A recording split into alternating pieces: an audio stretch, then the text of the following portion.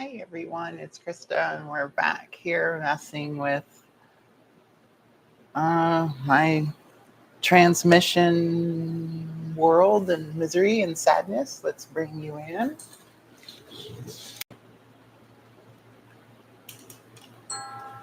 There we go. Okay, that's good enough. The pocket computer says, hey, there we are. We're live. Cool beans. Now, okay, so I should probably wear gloves so I don't put my finger goo all over everything.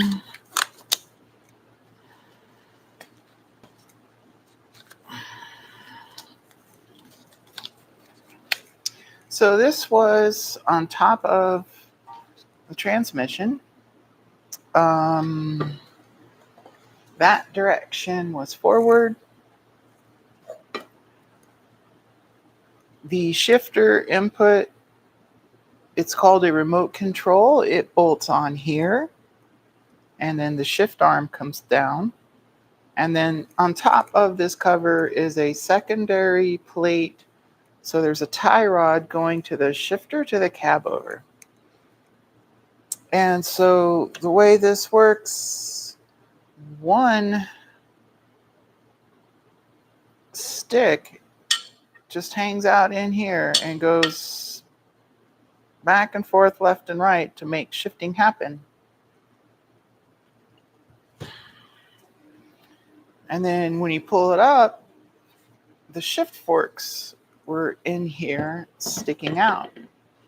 Lots of this stuff was pretty rusty, and the inside of the cover was fairly dirty with old oil. I mean, the truck was put together in '86. Just about everything on here has dates of 1985. It says 040485, probably. There was a good bit of rust on the different shafts. You can see some. There you go. You see the blemish.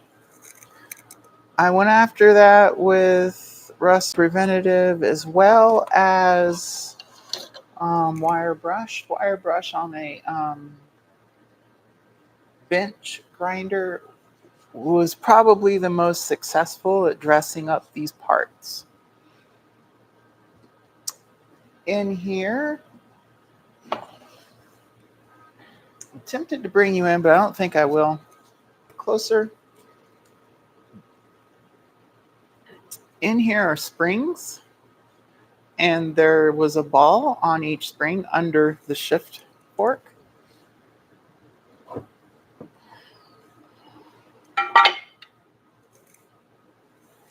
So the shift forks just kind of hang out here. And then the springs act on detents, which would make sense, in each position you've got the middle, front, and back, and that's what these do. I found a reference for this transmission after lots of searching. Eaton has a Road Ranger website, and on it there is a PDF for the Clark 450 series transmissions. And there's a lot of a breakdown of the parts and assembly. However, when it mentions the top, there's no diagram. It just simply says it uses balls to lock out shifting to disallow engagement of more than one gear at a time. So they didn't describe, diagram, or do anything else to help with the magic. So what we're going to do is put the magic back together. I took some pictures and whatnot before I took everything apart. So these plates were bolted down. They held the shift forks down against the springs, and there's nothing here holding them down, and so the forks could slide. They're worn on the undersides, so I was planning on flipping them over so they could start new wear patterns. Why not? They're pretty nice plates. I have no reason to think it'll matter. I mean, the eye is pretty accurate. It's surmising information, and they're pretty dang symmetric. Um, Brings one for each of those wells, and 4, 5, 6, 7, 8, 9, 10 balls. So we're playing with 10 balls today. I know that there was the 3 here, and then there were 2 and 2, and then more fell out from here. Well, this is where I'm assuming the reverse indicator hooks up. So what we're going to do is we're going to start applying all kinds of grease to everything. All this stuff had a bit of rust buildup. It's at the top of the transmission. Oh, additionally, this little stick was in the middle of the middle shift shaft.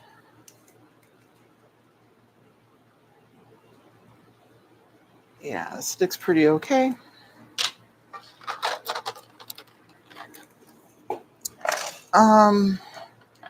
The balls aren't perfect, but at the same time, it's not like they're rolling in a bearing. I mean, they pretty much stay stationary, so I'm not going to just replace them in order to have new parts. This is the same grease I've kind of used everywhere. And what I kind of want to do with it is just every place where something would rust, I want to have a goodly bit of grease there to help prevent more rust happening and help give this world a kind of good fresh start. All of these parts have a covering of grease on them already. They do go in a sequence. So in removal, this shaft over here was first, then the middle, and then this third one, or the back shaft. Pretty sure that's for, well, somehow it's for 4th and 5th. I'm not entirely sure of the magic. I can pretty much tell which location is which. Oh yeah, and so as you pull these out initially, the balls that are in the middle like to just fall out. Well, if you take the springs out, they fall into those little holes. You might want to prevent that from happening, but thankfully I can confirm that with compressed air, you can make those balls leave those ports. They leave with great bits of enthusiasm, as makes sense. I have kind of a sarcastic, pessimistic side, and I was like, oh, that's going to just launch. So somehow I had the foresight to put a rag there and catch them, which was a good move. I can confirm. I don't know how much moisture is going to get I mean, not everything was crusty, but there was still a good bit of rust on kind of everything. So I was a little bit annoyed by that. So I do believe 2 balls go in there. Oh, do 2 or 3? So 1, 2, 3 are for there. Oh, maybe 3 go in there. Yeah, okay. That would make sense. All right, so the third one just hangs out right there.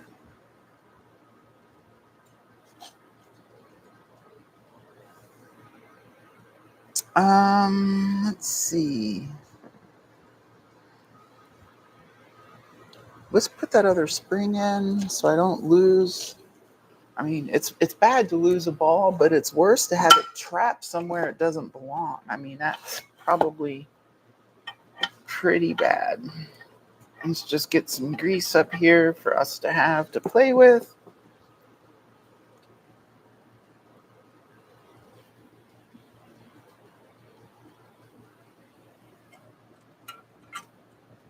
All right, we make our holes safe. Let's add some grease to where the balls go.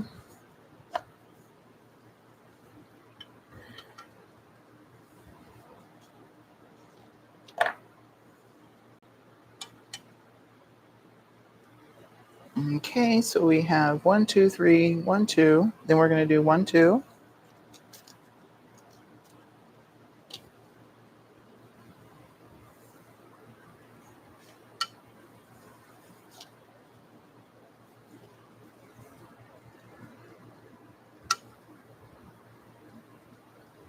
All right, so you see all those. Now 3 more go in. So we're going to put this guy here. Let's get him a good coating.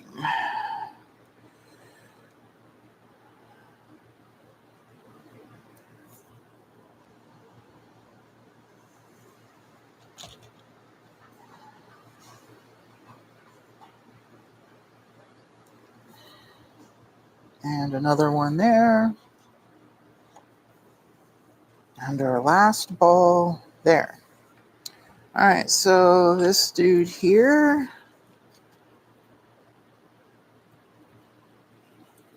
So he's got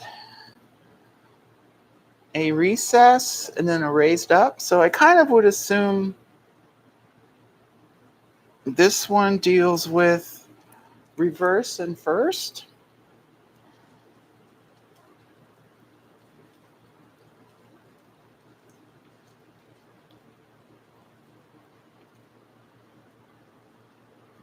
Oh yeah, I really want to coat this little tab because it was super rusty.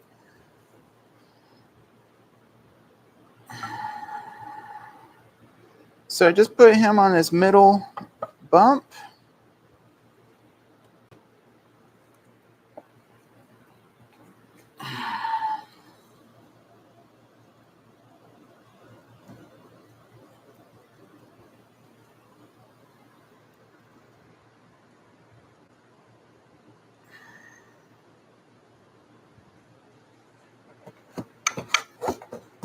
And get us a little bit of a supply of goo.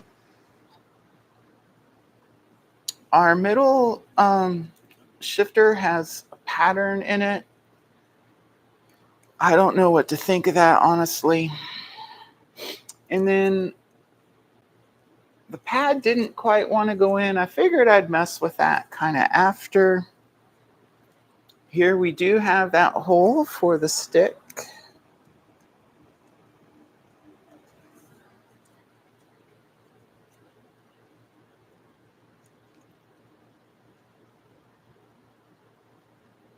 Gimme, gimme, gimme, gimme.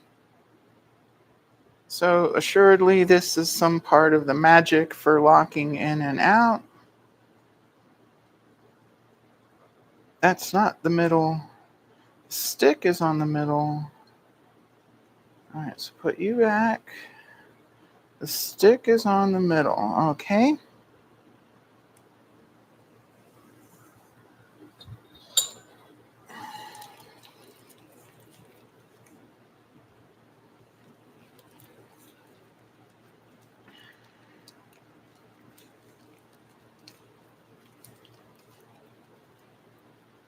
And so, like, probably I'm going to fold those over.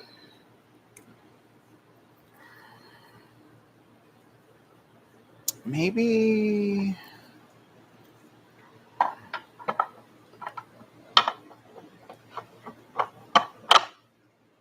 Okay.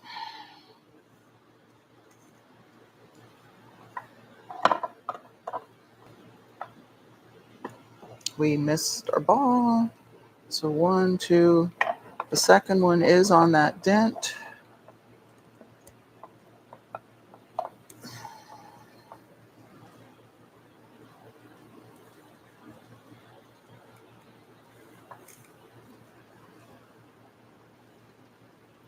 All right.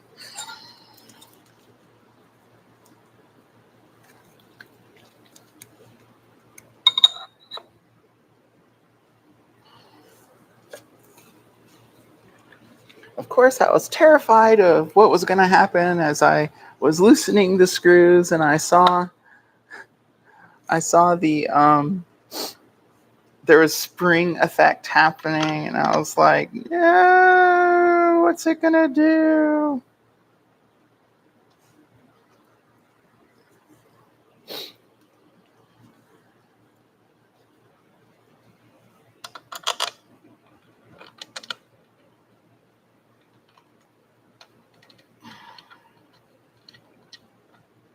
These are kind of weirdo trilobule screws. I haven't really encountered that before. I'm sure there's going to be some kind of nomenclature.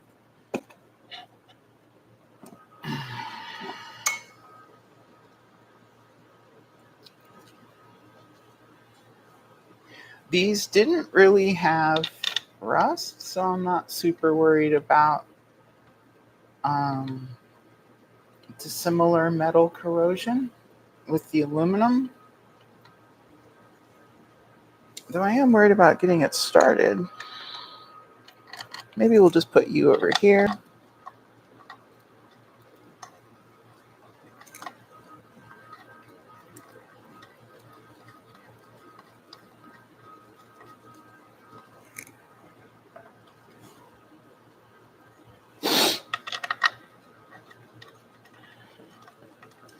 So thank you for watching.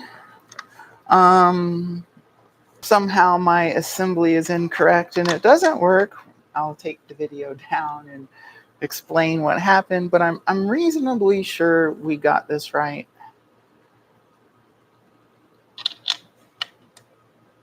This was part of my hesitation, and the whole thing was I didn't want to have to worry about and deal with like this mystery of the balls and springs. And I was going to just put it back without messing with it, except for I could see that rust. And then I was like, well, what if something about the magic is rusty and that's preventing us from getting into fourth? Ultimately, I do not believe that was at all the case. I think I could have just put it back and it would have been fine. Rust and all, I think it would have been just fine.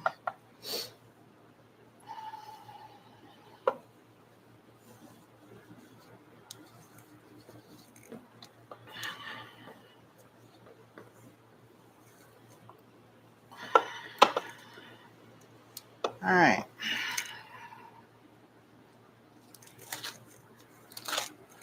Eek. I'm so fussy about things. So let's start getting a little bit of tightening happening.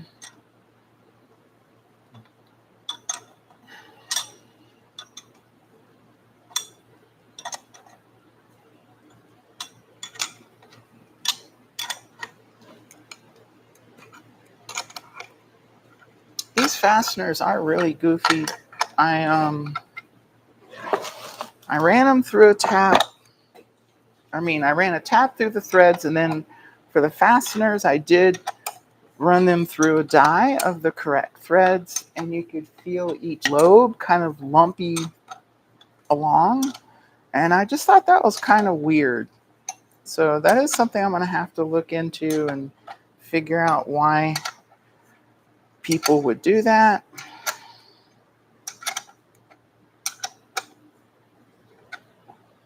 These have almost no force on them at all. As I launch the wrench.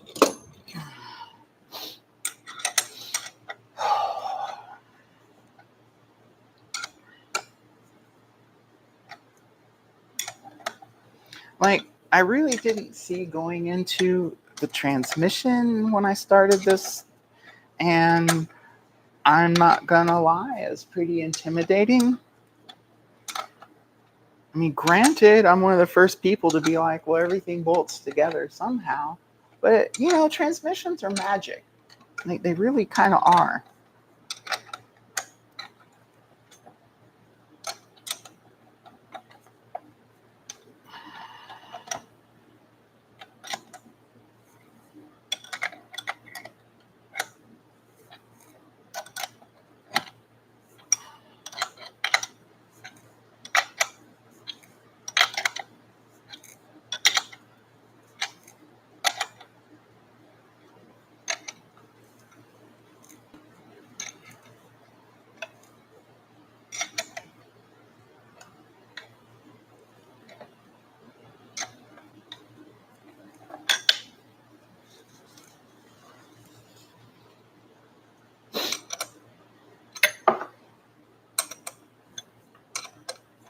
So this kind of went in conjunction with PTO, the Chelsea Dana PTO.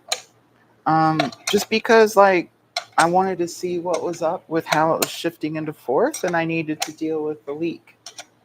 So this is more about fourth and getting in there so that I could manually shift the transmission. And that's in that other video. I completely demonstrate shifting through, sliding that synchro front to back.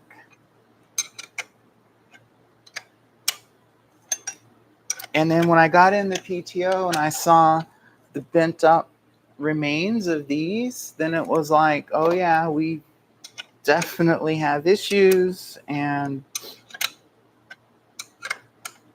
so we got into this, we got into the PTO, so the PTO will stop leaking.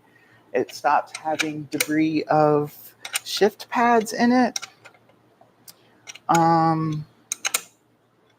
Hopefully we find the last shift pad in the transmission. One of the things I'm pretty sure about is how this middle arm only had one shift pad, so it was twisting the synchro trying to go into fourth. Definitely was not part of anything positive and absolutely contributes to a problem. So the new pads will give us more positive engagement into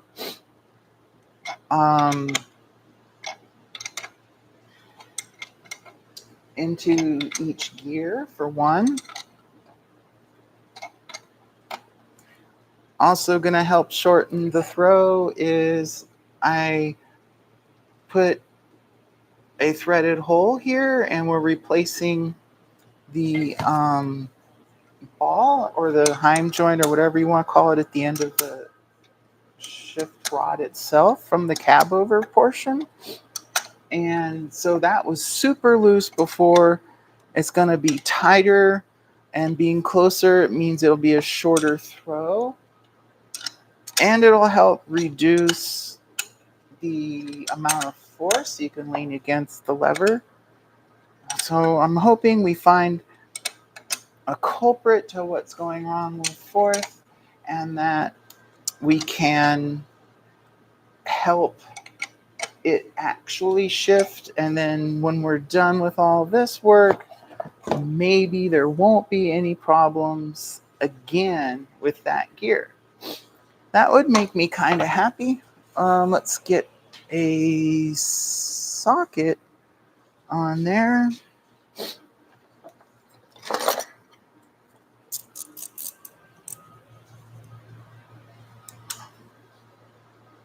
Nope. This one? Yes. So I was pretty impressed that Eaton had that on their site, the PDF, and it had part numbers, which was great. Additionally, let me see if we have an extension. There we go. Additionally, when I searched the internet for those part numbers, there was a vendor who came up, and I was able to get this gasket, these pads. Yeah, so I got the gasket and the shift fork pads.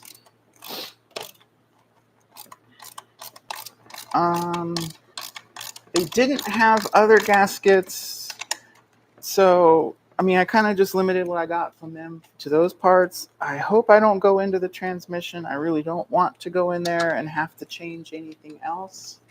I don't want to take the transmission out. I don't want to take the shafts out. I mean, it's on the scale of like the rear end, in that it'll be pretty heavy and lots of force, and I'd probably end up having to pay somebody to do that. I don't know. Maybe I would just do it myself, just because we're sort of out of money. Let's see. I have my phone. There it is. So now we're going to do torque 3/8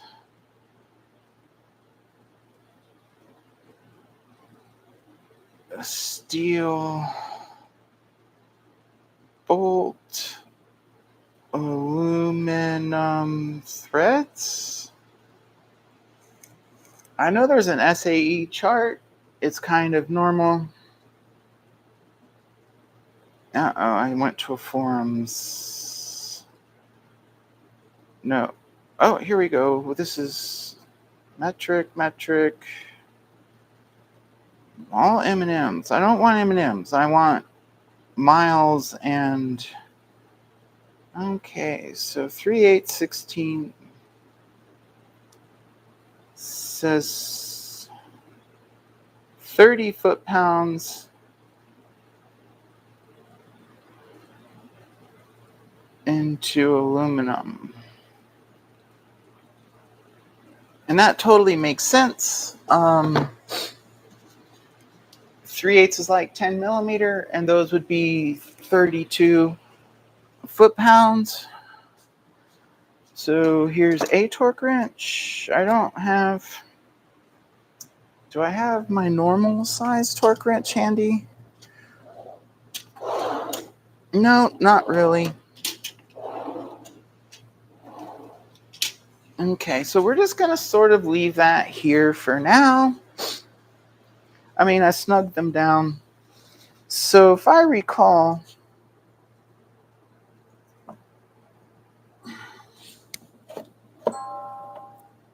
wow, that thing is tough. I thought I was just able to move one of these, but I think not.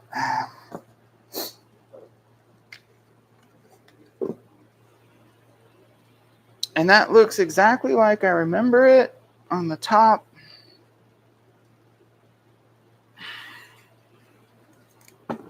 Let's see if I can do it.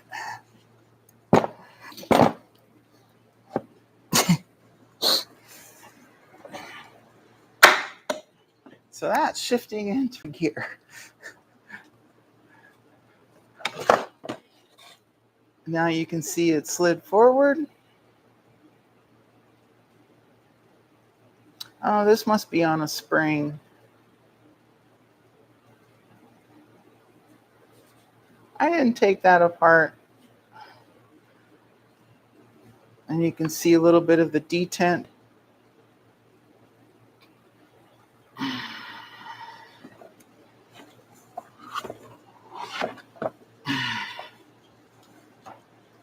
And you can see up here on this end how it's pushed away.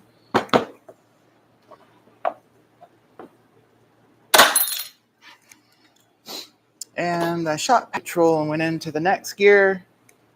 So let's turn it back around and try this again.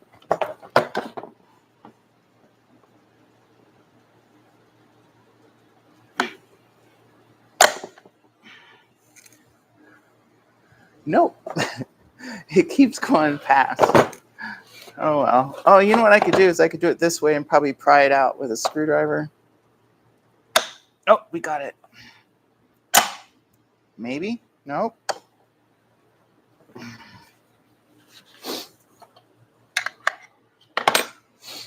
I had to go messing with it. Trying to break things. There we go. Let's go ahead and take him back off. I'm not quite sure what's up with how those work.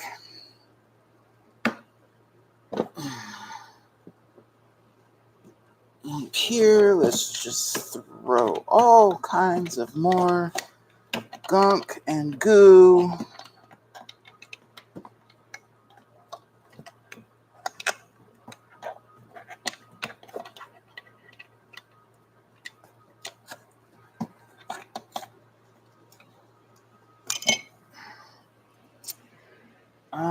Did I bring those screws? Oh, geez, talk about not being prepared. I'm not even sure. Yeah, I know these screws are not for this cover because these are unique to here. They go around the perimeter. And then these nuts are just from stock in general. So this dude here, I used a hobby knife, and I just cut in and then drove around along the steel to cut the gasket. It's just generic Velcro gasket, nothing magic. I did get a new oil seal. Now, when I got the truck, so that's forward, I think both of these screws were stripped out and you could see the cover moving a little bit. So I used longer screws.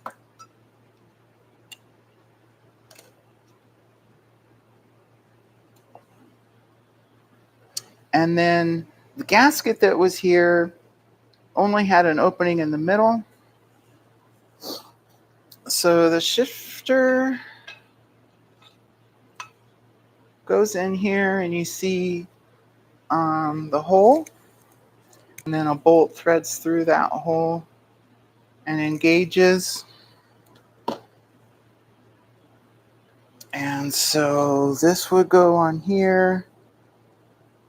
There's a boot and a spring, and then this just hangs out there. So if you shift forward back, you get that, and then the spring, and then there's a counter lever. So when you go left or right, it does that for you. So this is kind of the last step in getting the transmission back together. But this had all kinds of crazy corrosion on it, so we'll be filling that up with grease like mad. Yeah, I think that's about all that. So yeah, we've got a couple screws to find. We've got his screw to find. Yeah, so pretty great progress. It's like right now, in theory, we could take all these pieces home, and we could add oil to the transmission and run the engine again. So this is like kind of a big deal, this moment for me. Okay, am I missing screws? Here's one, and there's one.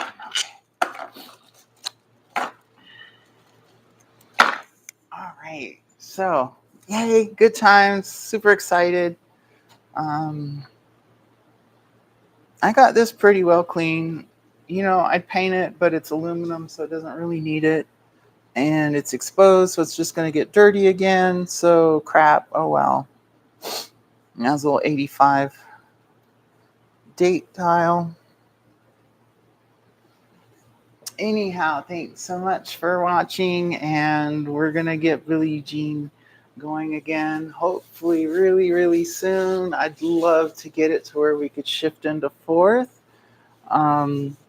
We got the rear end back together, and I did nothing special to the truck except for I fixed the broken wires on the shifter. So the splitter switch, I just reconnected it to the 3 wires that were near it. And then when we did the rear end, I did rebuild the servo motor. I took the cover off, and I saw the resistor was broken, so I changed that resistor. And so that saved like, I don't know, $500 if you try to buy one.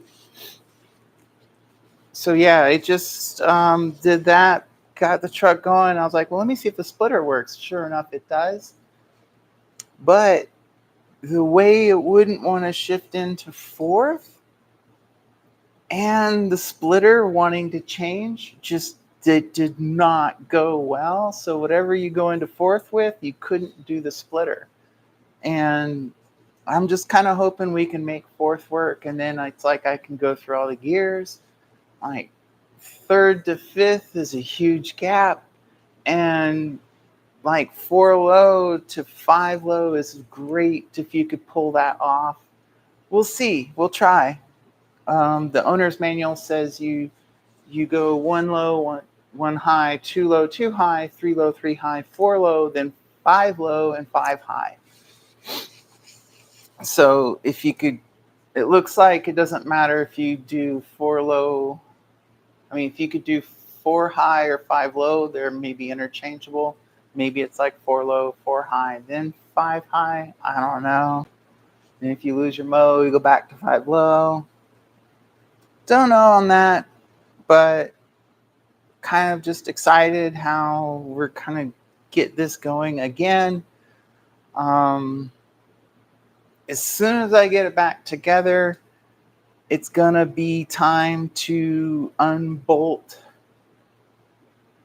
and so we're gonna open a whole new can of worms. But I'm hoping I can at least still drive Billie Jean around, even if we can't play with the bed. The hydraulic system's coming up. That's gonna be a big deal. That's next. Not super looking forward to that, but it'll probably be fine. Everything will be fine. What else is there? Oh, I don't know. Anyway, thanks a lot for watching, and I'll talk to you all later.